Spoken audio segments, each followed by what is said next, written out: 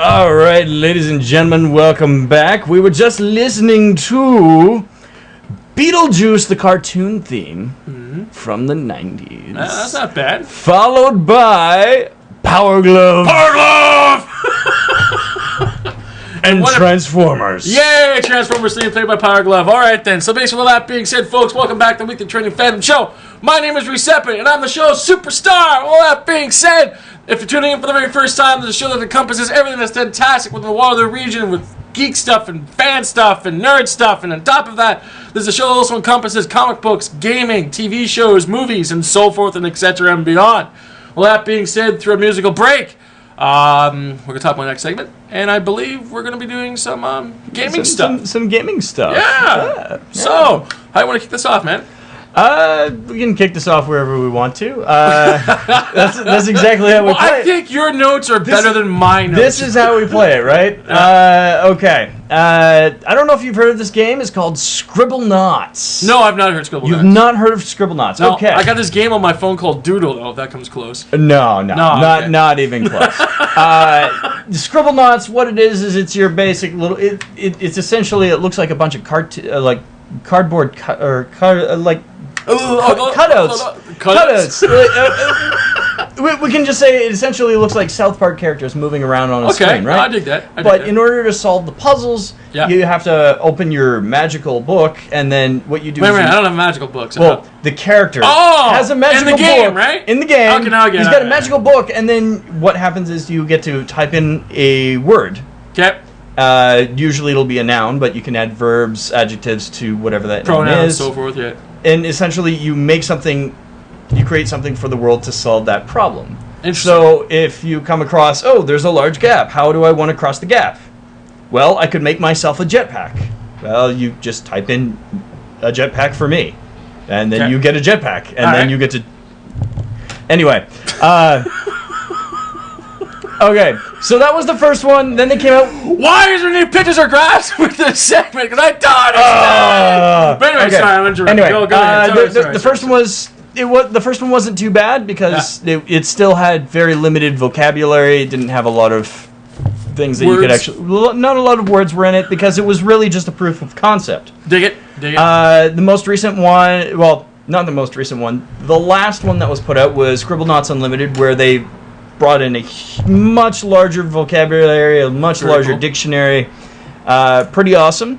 Very, very cool. The most recent one that they released was Scribblenauts, I believe it's Unmasked. All right, interesting. And what it is they've brought it into the DC universe. Now you have my attention. So now you can quite literally type in that I want a power ring, or I want Batman's utility belts, and all this pops up, eh? And all this pops up. You can use it and then start doing some of the missions. Cool. No, Superman's sent to help you. You can make Kryptonite show up in your hand. Yeah.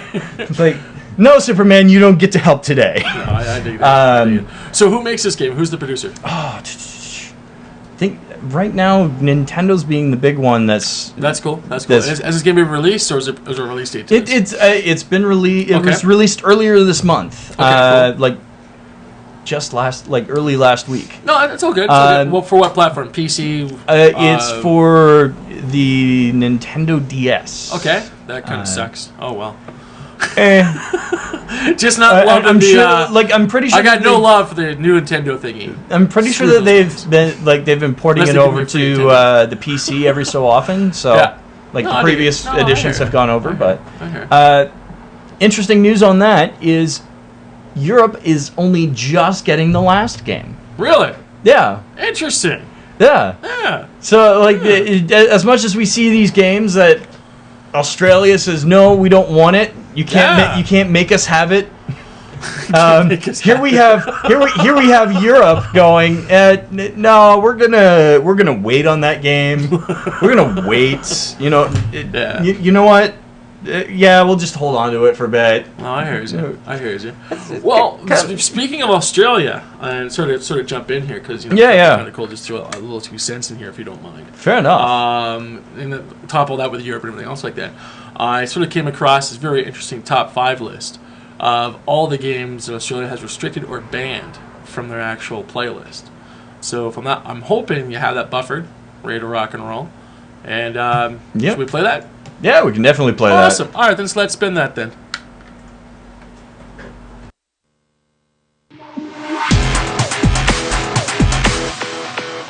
Wait, I know what you're thinking. We already made a top 5 banned or censored games last year. But there are so many gruesome games that didn't make the list that we decided to make another one.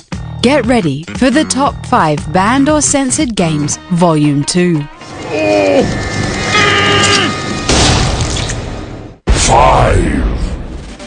Now this looks like what we're after. Saints Row 4 was denied classification in Australia due to the portrayal of drug use and an in-game alien anal probe weapon. GTA 5, weirdly enough, got an Australian rating on the first try, despite being full of references to drugs, sex and violence. Guess the Aussies just don't like Saints Row. Alright, Sid, here's the deal. You need me to ravage you. Maybe... Don't worry. I'm fully equipped to pleasure you. 4. It's time I finished what your father called. Silent Hill Homecoming couldn't get a rating in Australia and Germany, effectively banning it in both countries. The objectionable content includes a scene in which various body parts are being drilled into, as well as the many gruesome ways in which the player could die. In the end, German and Australian gamers did get their hands on the game, but only after the publisher Atari censored most of the controversial content.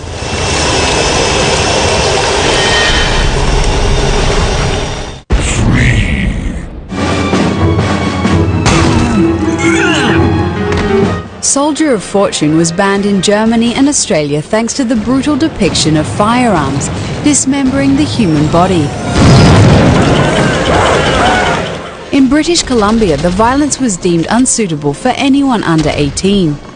In a controversial decision, the game was rated as a pornographic movie in order to prevent minors from buying it.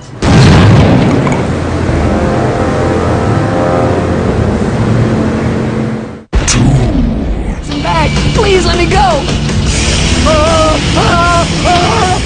The Punisher loves to interrogate people the hard way, and that didn't go over too well with the British government. The game received a ban in the UK due to the objectionable content.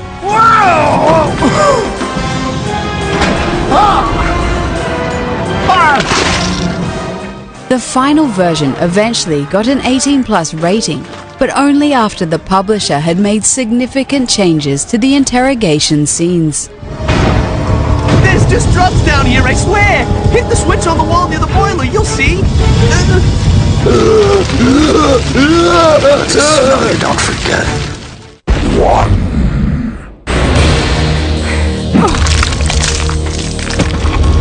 Harvester is one of the most disgusting point-and-click adventures you can play. This game from 1996 was banned from stores in Germany. You can even kill kids in the game. Oh my god! Help! Unless they carry a handgun, apparently. And there's also a sex scene that's just painful to watch.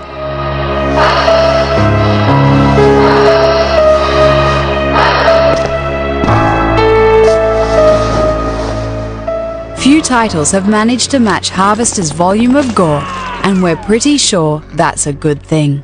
Don't you know people who watch violence become violent themselves? That's bullshit, Mom. All right, that was... Oh, man. Okay. Some of those I can understand. So what do you think of that, Billy? Yeah, okay. Yeah, Yep. that definitely covers it. Definitely covers it. As you can tell, since October 1st, here on the Weekly Trending Fandom Show, we're now leaning more towards a Halloween type like theme. So again, remember the actual Cambridge Zombie Walk that's popping up, plus on top of that, Just finished playing the top 5 most banned games ever. Whoa, that was pretty bad stuff there. But the funny thing is that from all of this, we'll post more information on the Weekly Training Fandom page. And to get to that URL is really simple, www.wtfshow.com/Facebook. We have some more gaming stuff we'll go through as well. So on your other things, what do you got for us? Just a little bit. Last week we were talking about Steam and their OS. Yeah. And that they had 2 more announcements to come out beyond that. Well, they've come out with those 2 announcements. Okay. Guess what? I don't know. No Half-Life 3. No Half-Life 3? Oh! No. Boo! However, what they have released is their 2 announcements. For one, they're actually coming out with a console of their own. Okay. Really what it is it's just going to be linking to whatever computers that you have elsewhere in the house. Interesting. So it's more about, you have your higher end computers elsewhere. This is just a little bit of making it easier to send all your stuff to that box, to your big screen TV that you have in the living room, and make that an easier way of doing things. Interesting. Without losing all the power of the visuals, right? All right, now that sounds pretty cool. Now, is Microsoft involved with this at all? No, this is Steam. Steam Good works stuff. on their own. Good stuff. All right, and their the third announcement was that they released that they have their own special spiffy controller. That sounds pretty cool. So, that sounds pretty cool. not too You bad. have to post a picture of this new controller and more links of this on the Weekly Training. Oh, definitely. Yeah, for sure. And a minor things here. There's a really cool gaming club taking part at Welfare University called the Cult of Gaming. They're getting together this evening. More information is found on their website, which is cultofgaming.com. And you can find them on the actual Facebook, but basically type in Cult of Gaming. And with that being said, I think this has been a very healthy, good gaming segment.